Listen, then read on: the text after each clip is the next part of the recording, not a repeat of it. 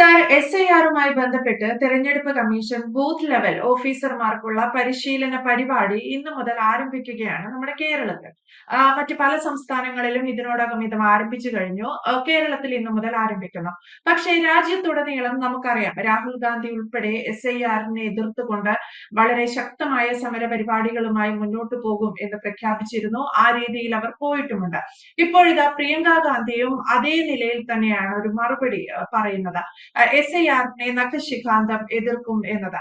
ഇത്തരത്തിൽ പ്രതിപക്ഷ പാർട്ടികൾ ഇതിനെ എതിർക്കും എന്ന നിലയിലേക്ക് കാര്യങ്ങൾ അല്ലെങ്കിൽ അത്തരത്തിൽ ഒരു ആസൂത്രണം നടത്തുമ്പോൾ എങ്ങനെയാണ് ഇത് നമ്മുടെ രാജ്യത്ത് ഇംപ്ലിമെന്റ് ചെയ്യാൻ പോകുന്നത്? തെരഞ്ഞെടുപ്പ് കമ്മീഷന് ഇവരുടെ ഒരു പ്രതിഷേധം വെല്ലുവിളിയാകാൻ സാധ്യതയുണ്ട്.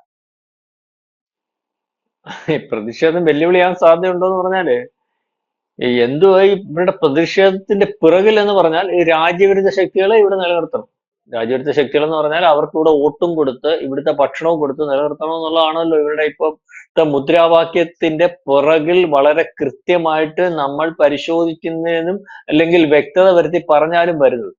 അതായത് എന്താണ് SIR എന്ന് പറഞ്ഞാൽ? SIR എന്ന് പറഞ്ഞാൽ ഈ പറഞ്ഞ 2002 തോന്നുന്നു ഇതുപോലെ തെരഞ്ഞെടുപ്പ് വോട്ടർ പട്ടിക പുനർനിർണയം, ഡേറ്റ് എനിക്ക് കറക്റ്റ് ചെയ്തില്ല, അതിനകത്ത് വ്യത്യാസം ഉണ്ടെങ്കിലും പുനർനിർണയം കഴിഞ്ഞ് ഇനിയിപ്പോ 2029 മണ്ഡല പുനർനിർണയത്തിന് മുമ്പ് നമ്മുടെ വോട്ടർ പട്ടികയ്ക്കകത്തുള്ള അപാകതകൾ, ഒരുപക്ഷെ മരിച്ചവർ, ഇരട്ട വോട്ടുള്ളവർ, ഈ അനർഹരായിട്ട് വോട്ടർ പട്ടികയിൽ കയറി കൂടിയിട്ടുള്ളവർ, ഇവരെ കൃത്യമായിട്ട് ജനാധിപത്യ സംവിധാനം അതിന്റെ കൃത്യതയിൽ പോകുന്നതിനും വ്യക്തതയിൽ പോകുന്നതിനും അതിന്റെ ഏറ്റവും മൂല്യത്തിൽ അത് രാജ്യത്ത് അത് ഉണ്ടാകുന്നതിനും വേണ്ടിയുള്ളൊരു നീക്കുപോക്ക. എന്തോ ഇവർ പറഞ്ഞേ, ഈ പറയുന്ന പോലെ ഭരണഘടനാ സ്ഥാപനം ഇവരുടെ ഇദ്ദേഹത്തിന്റെ പ്രതിപക്ഷ നേതാവ്, ഇവരുടെ ചേട്ടൻ അല്ലെങ്കിൽ രാഹുൽ ഗാന്ധി, ബഹുമാന്യനായ പ്രതിപക്ഷ നേതാവ് എടുത്ത ജനങ്ങളെ 2 ബോംബ് പൊട്ടിച്ചെന്ന്, ആറ്റം ബോംബും ഒന്നെന്തോ ന്യൂക്ലിയർ ബോംബ്, ഏതാണ്ടൊക്കെ ബോംബ് പുള്ളി എടുത്തിട്ടായിരുന്നില്ല. ആ ബോംബിനകത്തൊക്കെ പറഞ്ഞെന്തോ അവിടെ 2 വോട്ടുണ്ട്, ഇവിടെ 2 വോട്ടുണ്ട്, ഇരട്ടി വോട്ടുണ്ട്, ഇവിടെ അനർഹരായിട്ടുള്ളവരുണ്ട്, മരിച്ചവർ വീണ്ടും വോട്ട് ചെയ്യുന്നുണ്ട്. ഇതെല്ലാം നീക്കം ചെയ്യുന്നതിന് വേണ്ടിയല്ലേ ശ്രമിക്കുന്നത്. ഇപ്പൊ ഇവർ പറയുന്നത് അത് ഞങ്ങൾ അനുവദിക്കത്തില്ല. എന്തനുവദിക്കത്തില്ലെന്ന്? അനർഹരായിട്ടുള്ളവരുടെ വോട്ട് നീക്കം ചെയ്യുന്നതിന് പകരം അല്ലെങ്കിൽ അത്തരത്തിലുള്ള നീക്കുപോക്കുകളുമായിട്ട് ഇത്തരത്തിലുള്ള ഞാൻ ഈ പറഞ്ഞ കുഴപ്പങ്ങളൊക്കെ വോട്ടർ പട്ടികയിൽ കാത്തുനിന്ന് മാറ്റി സുതാര്യമായിട്ടുള്ള ഒരു വോട്ടർ പട്ടിക കൊണ്ടുവരുന്നതിന് ശ്രമിക്കുമ്പോൾ, ഒരു ഭരണഘടനാ സ്ഥാപനം ശ്രമിക്കുമ്പോൾ, അതിനകത്ത് ആ ശ്രമത്തിനകത്ത് നമ്മൾ വിചാരിക്കേണ്ടത് ഇത് രഹസ്യ സ്വഭാവത്തിൽ നടത്തുന്ന കാര്യമല്ല. ഓരോ ബൂത്തിലും അതാത് പ്രദേശത്തുള്ള ഏതൊക്കെ പാർട്ടി ഉണ്ടോ, രജിസ്റ്റേർഡ് പാർട്ടി ഉണ്ടോ, അതിന്റെ പ്രതിനിധികൾ എല്ലാരും കൂടി ഇരുന്ന് അല്ലെങ്കിൽ അവരെല്ലാവരുടെ സംശയമുള്ള ഇവരുടെ കൂടെ വീടുകൾ കയറി തിരുത്തേണ്ടവനെ തിരുത്തി, എടുത്തു മാറ്റേണ്ടവനെ മാറ്റി, ഇല്ലാത്തവൻ ഇവിടുത്തുകാരനല്ലാത്തവനെ ബോധ്യപ്പെട്ടാണ് മാറ്റുന്നത്. എന്നിട്ട് പിന്നെ എന്തിന്റെ സമരം? എന്തിന്റെ സമരം എന്ന് പറഞ്ഞാൽ ഇവിടുത്തെ രോഹിംഗ്യങ്ങളെ ഇവിടെ നിലനിർത്തണം, ഇവിടുത്തെ ബംഗ്ലാദേശികളെ, കുടിയേറ്റക്കാരെ ഇവിടെ നിലനിർത്തണം. അവരിപ്പം ഈ പറയുന്ന പോലെ ഇന്ത്യക്കകത്ത് നിൽക്കുന്ന ആൾക്കാരുടെ ആനുകൂല്യങ്ങൾ പറയുന്ന ആധാർ കാർഡും കള്ളം തിരിച്ചറിയൽ കാർഡും ഒക്കെ ഉപയോഗിച്ച് തട്ടിയെടുക്കുമ്പോൾ അത് നിലനിർത്തിക്കൊണ്ട് പോകണം. ഇന്ത്യക്കകത്ത് കലാപം ഉണ്ടാക്കുന്നതിന് വേണ്ടി ഇവരെ ഇവിടെ കയറ്റി വന്നിട്ടുണ്ട്. അല്ലെങ്കിൽ ഇവിടുത്തെ ജനാധിപത്യ സംവിധാനത്തിനകത്ത് ഇന്ത്യക്കകത്തുള്ള അല്ലാത്ത ആൾക്കാരെ വെച്ചിട്ട് ആ സംവിധാനം തകർക്കുന്നതിന് വേണ്ടി ഉപയോഗിക്കുന്നുണ്ട്. ഇതെല്ലാം ഉപയോഗിക്കുന്നത് കോൺഗ്രസ്സാണ്, അല്ലെങ്കിൽ ഈ പറയുന്ന പോലെ പ്രതിപക്ഷ പാർട്ടിയാ. അത് പലവട്ടം മനസ്സിലായി. ഇപ്പൊ ബീഹാറിൽ ഈ പറയുന്നത് പോലെ വോട്ടേഴ്സ് ലിസ്റ്റിൽ നിന്ന് വലിയ വലിപ്പത്തിൽ പേര് മാറ്റിയ ഇടം പരിശോധിക്കുമ്പോൾ അവിടെ ജയിച്ചുകൊണ്ടിരുന്നത് ഇന്ത്യക്കെതിരെ നിരന്തരമായിട്ട് സംവഹിക്കുന്ന OWൈസിയുടെ പാർട്ടിയാണ് ജയിച്ചുകൊണ്ടിരിക്കുന്നത്. അല്ലെങ്കിൽ ഈ പറയുന്ന പലയിടത്തും പശ്ചിമ ബംഗാൾ ഈ പറയുന്നത് പോലെ വളരെ വലിയ വലിപ്പത്തിൽ 6ഓ 7ഓ ജില്ലകളിൽ ഈ പറയുന്ന രോഹിംഗ്യ മുസ്ലിങ്ങളും അല്ലെങ്കിൽ ബംഗ്ലാദേശികളും ഉണ്ട്. അവിടുത്തെ ജനങ്ങളെ അവിടുന്ന് ആട്ടി ഓടിച്ചിട്ടുണ്ട്. അവിടെ ജയിക്കുന്ന 45ഓളം സീറ്റുകൾ ആരാ? ഇതിനെ അനുകൂലിക്കുന്നത്, നടക്കത്തില്ലെന്ന് പറയുന്ന അല്ലെങ്കിൽ SIR വേണ്ടെന്ന് പറയുന്ന തൃണമൂൽ കോൺഗ്രസ് നേതാവ് ഇപ്പൊ ഭരിച്ചുകൊണ്ടിരിക്കുന്ന മമതാ ബാനർജിയാണ്. അപ്പൊ ഇവര് ഇന്ത്യയിലുടനീളം പട നയിക്കുമെന്ന് പറഞ്ഞു. ബീഹാറിൽ പട നയിച്ചു. അവസാനം ആ പടയുടെ കാര്യമൊക്കെ ഇപ്പൊ ഇലക്ഷൻ കഴിയുമ്പോൾ അറിയാം. ഇന്നത്തെ ഇലക്ഷൻ വന്നതിന് ശേഷം നമുക്ക് അതിനകത്ത് അറിയാൻ പറ്റത്തുള്ളൂ. അവിടെ ഈ പറഞ്ഞുള്ള കാര്യം, ഇവിടെ കേരളത്തിൽ പിന്നെ ഏത് പടയും നയിക്കാൻ പറ്റും? ഏത് പടയ്ക്കകത്തും ആളുണ്ടാകുന്ന ഒരു സ്ഥലമാണ്. ഇന്ത്യക്കെതിരെ എന്ത് പറഞ്ഞാലും ഏറ്റവും കൂടുതൽ ആളും അല്ലെങ്കിൽ ആളിനെ കൂട്ടാൻ പറ്റുന്നതും ഇന്ത്യക്കെതിരെ നടക്കുന്ന ഗൂഢാലോചനയുടെ എല്ലാം പ്രഭവ കേന്ദ്രം എന്ന് വിശേഷിപ്പിക്കാൻ പറ്റുന്നതുമായിട്ടുള്ള ഇന്ത്യയിലെ ഏക സംസ്ഥാനമായിട്ട് കേരളം മാറിയിട്ടുണ്ട്. ഇന്ത്യക്കകത്ത് മൊത്തം ഇന്ത്യ മഹാരാജ്യം നാളെ ഭരിക്കാനും 60 കൊല്ലം ഇവരുടെ നേതൃത്വത്തിൽ, ഇവരുടെ കുടുംബത്തിന്റെ നേതൃത്വത്തിൽ ഭരിച്ച ആളിന്റെയും ഇന്ത്യയുടെ അകത്തുള്ള അവസ്ഥ പരിശോധിക്കണമെങ്കിൽ ഇപ്പോൾ അവർക്ക് കേരളത്തിലേ ഉള്ളൂ നിവൃത്തി. വേറെ വടക്കേന്ത്യയിലെങ്ങും നിന്നാൽ ജയിക്കുന്ന ഒരു അവസ്ഥയില്ല. ആകപ്പാടെ ജയിക്കാൻ സാധ്യതയുള്ള മണ്ഡലം, അത് ചേച്ചിക്കായാലും ചേട്ടനായാലും ജയിക്കാൻ സാധ്യതയുള്ള മണ്ഡലവും ഉറപ്പുള്ള മണ്ഡലവും കേരളമാണ്. അതെന്താണെന്നറിയാം? ഇവരുടെ മുദ്രാവാക്യത്തിന് വളക്കൂറുള്ള മണ്ണ്. അല്ലെങ്കിൽ ഇവരുടെ മുദ്രാവാക്യം ഏറ്റവും കൂടുതൽ ഇന്ത്യ വിരുദ്ധ ശക്തികളുടെ വോട്ട് ഏറ്റവും കൂടുതൽ ഉള്ളതായിട്ടുള്ള നിയോജക മണ്ഡലങ്ങൾ തിരഞ്ഞെടുത്ത് അവിടെ നിന്ന് മത്സരിച്ച് വീണ്ടും ഇന്ത്യക്കെതിരെ ഇന്ത്യയുടെ പരമോന്നത ഇതായിട്ടുള്ള പാർലമെന്റിൽ ഉൾപ്പെടെ ഇരുന്ന് ഇന്ത്യക്കെതിരെ സംസാരിക്കുന്നതിന് വേണ്ടിയുള്ള ഒരു ഇടം കണ്ടെത്തുന്നതിന് വേണ്ടിയാണ്. അത് ബാക്കിയുള്ളിടത്തുനിന്ന് ഇവരെ തിരിച്ചറിഞ്ഞു. ബാക്കിയുള്ളിടത്ത് ഇവർ ഇന്ത്യ വിരുദ്ധരാണ്.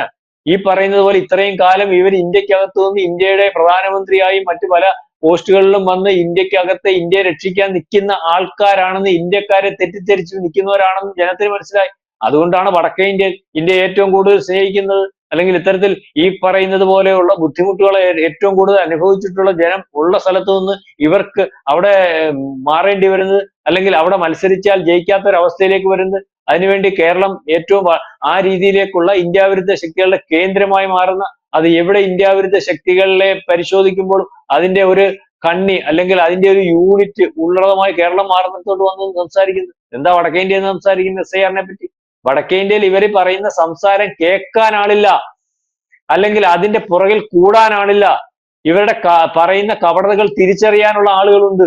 അത്തരത്തിലുള്ളത് കൊണ്ടാണ് ഇപ്പൊ വടക്കേ ഇന്ത്യ സംസാരിക്കാൻ പറ്റാത്തത്. ഇനിയിപ്പോ ആകെപ്പാടെ ഉള്ള ഒരു തുരുത്തം എന്ന് പറഞ്ഞാൽ ഇന്ത്യൻ നാഷണൽ കോൺഗ്രസ് എന്ന് പറയുന്ന പ്രസ്ഥാനത്തിന് ആകെപ്പാടെ ഉള്ള തുരുത്തം എന്ന് പറഞ്ഞാൽ കേരളമാണ്.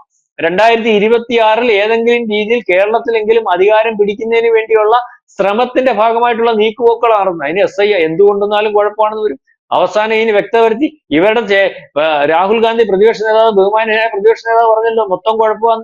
മൊത്തം കുഴപ്പമാണെങ്കിൽ അതിനകത്ത് കുഴപ്പമുണ്ടെന്ന് പറഞ്ഞ് പരാതി കൊടുക്കാൻ പറഞ്ഞതൊക്കെ ഈ ഭരണഘടനാ സ്ഥാപനത്തിനെതിരെ പരാതി കൊടുത്തു. തെരുവിൽ നിന്ന് വെല്ലുവിളിക്കുന്നതല്ലേ ഉള്ളൂ. ഏതെങ്കിലും ഈ തെളിവുകളുടെ അടിസ്ഥാനത്തിൽ കൊടുത്തു. അഥവാ അദ്ദേഹം കൊണ്ടുവന്ന തെളിവുകളെല്ലാം വ്യക്തത വരുത്തി ഈ പറയുന്ന തെരഞ്ഞെടുപ്പ് കമ്മീഷൻ പറഞ്ഞില്ലേ ഇത് എന്നും ഇതിനകത്തുള്ളതല്ല, ഇത് ഇങ്ങനെയല്ല അങ്ങനെയല്ല എന്ന് അവർ വ്യക്തത വരുത്തി പറഞ്ഞല്ലോ. അതിനൊരു മറുപടി പറയുന്നതിന് വേണ്ടി അദ്ദേഹത്തിന് തയ്യാറാണ്. അദ്ദേഹം ഇപ്പോഴും വോട്ട് ചോരിയാണ്. നേരത്തെ ഇതുപോലെ ഈ പറയുന്നത് മിഷന്റെ പ്രശ്നമാണ്. ഇപ്പം മിഷന്റെ പ്രശ്നം പറഞ്ഞ് ഇവർ ജയിക്കുന്നിടത്തൊക്കെ മിഷന്റെ പ്രശ്നമില്ല, ഇവർ ജയിക്കാത്തിടത്ത് മാത്രമാണ് മിഷന്റെ വിഷയം. ആ മിഷന്റെ വിഷയം അടിസ്ഥാനരഹിതമാണ്, അത് ചുമ്മാതെ പറയുന്നതാണെന്നുള്ള കാര്യം മനസ്സിലായപ്പോഴാണ് ഇപ്പം തെരഞ്ഞെടുപ്പിനെ തന്നെ അല്ല, മിഷൻ അല്ല കുഴപ്പം, തെരഞ്ഞെടുപ്പ് അല്ലെങ്കിൽ തെരഞ്ഞെടുപ്പ് കമ്മീഷൻ തന്നെ കുഴപ്പമാണ്. അവരാണ് കള്ളവോട്ട് ചെയ്യുന്നത്, അവരാണ് വ്യാജവോട്ട് ഉണ്ടാക്കുന്നത്, അവരാണ് ഈ പറയുന്ന കുഴപ്പങ്ങൾ ഉണ്ടാക്കുന്ന രീതിയിലേക്ക്. അതായത് നമ്മൾ പറയുന്നത് പോലെ ഇവിടെ ഇന്ത്യക്കകത്ത് ഏറ്റവും വലിയ ജനാധിപത്യ സംവിധാനമായിട്ടിരിക്കുന്ന രാജ്യം, ലോകം ഇതെങ്ങനെ നടപ്പാക്കുന്നു എങ്ങനെ നടത്തുന്നു എന്ന് പഠിച്ചുകൊണ്ടിരിക്കുന്ന രാജ്യം, ആ രാജ്യത്തെ ജനാധിപത്യ സംവിധാനം ഏറ്റവും വലിയ വലുപ്പത്തിൽ നടക്കുമ്പോഴും ഇനി അതിനെക്കാട്ടി വലുപ്പത്തിൽ നടത്താൻ ശ്രമിക്കുമ്പോഴും അത് ശരിയല്ല, ആ ജനാധിപത്യ സംവിധാനത്തെ അട്ടിമറിച്ചുകൊണ്ടിരിക്കുന്ന ഒരു ഗവൺമെന്റ് ആണെന്ന് വരുത്തി തീർക്കുന്നതിനും അതിന്റെ കെയർ ഓഫിൽ ഇന്ത്യക്കകത്ത് കലാപം ഉണ്ടാക്കുന്നതിലും, അല്ലെങ്കിൽ ഇന്ത്യ ഇത്തരത്തിലുള്ള ഒരു രാജ്യമാണെന്ന് ഇന്ത്യക്കകത്ത് നിന്നും ഈ പറയുന്നത് ഇന്ത്യക്ക് വെളിയിൽ പോയും അച്ചാരം മേടിച്ച് പറയുന്ന പോലെ പറയുന്നതായിട്ടുള്ള ഒരു പ്രതിപക്ഷ നേതാവിനെയും അതിന് കൂട്ടുപിടിക്കുന്ന ഈ പറയുന്നത് പോലെ ഒരു പ്രിയങ്ക ഗാന്ധിയൊക്കെ ആണ്. പ്രിയങ്ക ഗാന്ധി ഇവിടെ MP ആയിട്ട് വന്നു, അടുത്തപ്പോ മോളെയും തയ്യാറാക്കുന്ന പറഞ്ഞ പേരൊക്കെ മാറ്റി എന്ന് അറിയാൻ സാധിക്കുന്നത്. എന്നിട്ട് ശേഷം ഇവരിവിടുന്ന് പോകുന്നത് എവിടെ? ഇന്ത്യയെ പോലും ഇല്ല ഇവര്. അവര് ലണ്ടനിലും അല്ലെങ്കിൽ ഈ പറയുന്നത് പോലെ ഇന്ത്യക്കകത്തു നിന്ന് ഉള്ള പൈസ കൊള്ളയടിച്ച് ജാമ്യത്തിൽ ഇറങ്ങി നിൽക്കുന്ന ഭർത്താവിനെയും അല്ലെങ്കിൽ അമ്മയെയും സഹോദരങ്ങളെയും ഒക്കെ ഇന്ത്യക്കകത്തു നിന്ന് കൊള്ളയടിച്ച കാശല്ലേ? ഈ കാശ് കൊണ്ടല്ലേ ഈ പറയുന്ന പോലെ ഭൂമി കുംഭകോണവും മറ്റു പല കുംഭകോണത്തിനകത്ത് ഉണ്ടാക്കിയ കാശ്, ഇതിനെതിരെ കേസ് നടക്കുക. ഈ കാശ് കൊണ്ട് വിദേശത്ത് ഫ്ലാറ്റ് മേടിച്ചേക്കുക, ലണ്ടനിലും അതുപോലുള്ള സ്ഥലങ്ങളിലുമാണ് ഇവർ താമസിക്കുന്നത്. പിന്നെ ഇവർക്ക് എന്താണ്? ഇവര് വീണ്ടും ഇവിടുന്ന് ഒരു അവസരം ഉണ്ടാക്കി ആൾക്കാരെ തെറ്റിദ്ധരിപ്പിച്ച് ഇന്ത്യക്കകത്ത് ഭരണത്തിൽ വന്നതിന് ശേഷം ഇന്ത്യയെ കൊള്ളയടിക്കുന്നതിന് വേണ്ടി ശ്രമിക്കുന്നു, അവരുടെ താല്പര്യത്തിന് വേണ്ടി ശ്രമിക്കുന്നു. അതിനകത്ത് നിന്ന് ഈ ഇതുവരെ കൊള്ളയടിച്ചതുപോലെ ഈ കൊള്ളയടിച്ചുകൊണ്ട് സ്വന്തം താല്പര്യങ്ങൾ സംരക്ഷിക്കുന്നതിന് വേണ്ടി ശ്രമിക്കുന്നു. അതിന് പല കാര്യങ്ങൾ പറയുന്നു. അതിനുവേണ്ടി ഇന്ത്യ കൊള്ളയടിക്കുന്നതിന് ഇന്ത്യക്കകത്ത് നിന്ന് സാധിക്കും. ഇന്ത്യയുടെ പുരോഗതി ഇല്ലായ്മ ചെയ്യുന്നതിന് വേണ്ടി കൂട്ടുനിന്നു കൊടുത്താൽ ആ പുരോഗതിയെ നശിപ്പിക്കാൻ നിൽക്കുന്ന വെളിയുള്ള രാജ്യങ്ങളുടെ ഭാഗത്തു നിന്നും സാമ്പത്തികമായിട്ട് ഗുണമുണ്ടാകുന്ന ഒരു അവസ്ഥ വരും. അപ്പൊ ആ രീതിയിലേക്കുള്ള ഒരു നേതാവൊക്കെ ആയിട്ട് ഇത് കാണാൻ സാധിക്കുള്ളൂ. പിന്നെ കേരളത്തിൽ വന്നിപ്പോ ഒരു വലിയ ന്യായം പറയുന്നത് കേരളത്തിൽ മാത്രമേ ഇപ്പൊ ഈ പടം ഓടത്തുള്ളൂ, വേറെ എങ്ങും ഓടുന്നില്ല ഈ പടം. കാരണം ചേട്ടന്റെയും ചേട്ടത്തിയുടെയും പടം ഓടുന്നില്ല. ഇപ്പൊ തന്നെ ബീഹാറിൽ ഈ പറയുന്നത് പോലെ ഇലക്ഷൻ നമ്മൾ കേൾക്കുന്നതും കാണുന്നതും ശരിയാണെങ്കിൽ ഇയാൾ ഇങ്ങോട്ട് വരണ്ട എന്നാണ് അവിടുത്തെ ഏറ്റവും വലിയ കാട്ടുകള്ളന്മാരായിട്ട് ലാലു മക്കളും പറയുന്നത്. ഇയാൾ ഇങ്ങോട്ട് വരണ്ട, ഇയാൾ ഇങ്ങോട്ട് വന്നാൽ ഉള്ളോട്ടുകൂടെ പോവും. അതേ രീതിയിൽ ഇന്ത്യയിലുടനീളം ഈ പറയുന്നത് പോലെ ആൾക്കാർക്ക് വേണ്ടാത്ത എടുക്കാച്ചരക്കായിട്ടുള്ള ഒരു ആളായിട്ട് ഈ രാഹുലും പ്രിയങ്കയും മാറുന്നു. ആ സാധനത്തിന് ഇവിടെ മാത്രം സ്വീകാര്യത, ഇവിടെ ഏതാണ്ട് ഒരു വലിയ ബിംബം എന്നുള്ള രീതിയിൽ അവതരിപ്പിക്കുന്നു. അതുകൊണ്ട് അവര് പറയുന്നത് ഇവിടെ എല്ലാരും കേൾക്കുന്നു. ഏതായാലും ചേച്ചി നോക്ക്, കേരളത്തിലായതുകൊണ്ട് നടക്കും. യെസ്. എന്തായാലും ഈ രീതിയിൽ SIR-നെ എതിർക്കാൻ വേണ്ടി പ്രിയങ്ക ഗാന്ധി കൂടി കളത്തിലിറങ്ങുന്നു എന്ന തരത്തിലാണ് വാർത്തകൾ പ്രചരിക്കുന്നത്. പക്ഷേ എങ്ങനെയായാലും ഇന്ത്യയിലെ തെരഞ്ഞെടുപ്പ് കമ്മീഷൻ തീരുമാനിച്ചുറപ്പിച്ച ചില കാര്യങ്ങളുണ്ട്. തുടക്കത്തിൽ ഇതൊന്നും കാര്യക്ഷമമായല്ല ഇന്ത്യയിൽ നടക്കുന്നത് എന്ന് വിമർശനം ഉന്നയിച്ചവർ തെരഞ്ഞെടുപ്പ് കമ്മീഷൻ നേരായ വഴിയിൽ വളരെ വ്യക്തമായി ഇത്തരത്തിൽ SIR ഉൾപ്പെടെ തയ്യാറാക്കി നിൽക്കുമ്പോഴാണ് അതിനെയും എതിർത്ത് രംഗത്തെത്തുന്നത് എന്നതാണ് വിരോധാഭാസം. എന്തായാലും വ്യക്തമാണ്. Thank you.